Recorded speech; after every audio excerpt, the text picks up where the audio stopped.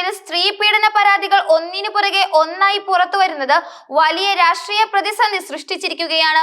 Youth Congress MLA Rahul മാങ്കൂട്ടത്തിനെതിരെയുള്ള ആരോപണങ്ങൾ കെട്ടടങ്ങുന്നതിന് മുമ്പ് തന്നെ ഇപ്പോൾ BJP സംസ്ഥാന വൈസ് പ്രസിഡന്റും മുൻ പാലക്കാട് സ്ഥാനാർത്ഥിയുമായിരുന്ന C കൃഷ്ണകുമാറിനെതിരെയും ഗുരുതര ലൈംഗിക പീഡന പരാതി ഉയർന്നത് രാഷ്ട്രീയ കേന്ദ്രങ്ങളിൽ ഞെട്ടിച്ചിരിക്കുകയാണ്. ഈ സംഭവങ്ങൾ യുവജന നേതാക്കളും രാഷ്ട്രീയ നേതാക്കളും നേരിടുന്ന ധാർമ്മിക പ്രതിസന്ധിയുടെ ആഴം വ്യക്തമാക്കുന്നു.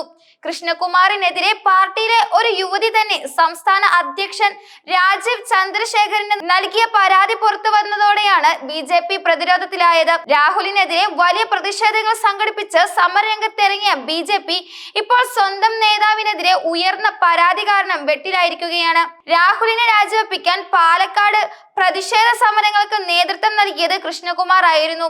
പുറത്തു വന്ന പരാതി കോടതി തള്ളിക്കളഞ്ഞതാണെന്നാണ് കൃഷ്ണകുമാർ വാദിക്കുന്നത്. എന്നാൽ യുവതി പരാതിയിൽ ഉറച്ചു നിന്നാൽ കൃഷ്ണകുമാറിനും BJPക്കും വലിയ തിരിച്ചടിയാകാനും സാധ്യതയുണ്ട്.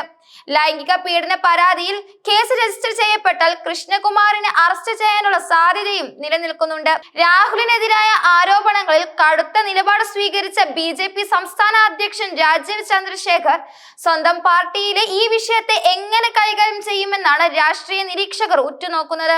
നിലവിൽ പരാതി തള്ളി BJP സംസ്ഥാന ജനറൽ സെക്രട്ടറി MT രമേശ് രംഗത്ത് വന്നിട്ടുണ്ട്. മുമ്പ് വന്ന പരാതിയിലൊന്നും 2022 തദ്ദേശ തിരഞ്ഞെടുപ്പിൽ ഇത് വലിയ വാർത്തയായിരുന്നുവെന്നും അദ്ദേഹം പറയുന്നു. എങ്കിലും കൃഷ്ണകുമാറിനെതിരായ ആരോപണം BJPയിലെ ഗ്രൂപ്പ് പോര് കൂടുതൽ രൂക്ഷമാക്കാൻ സാധ്യതയുണ്ടെന്നും പറയപ്പെടുന്നു.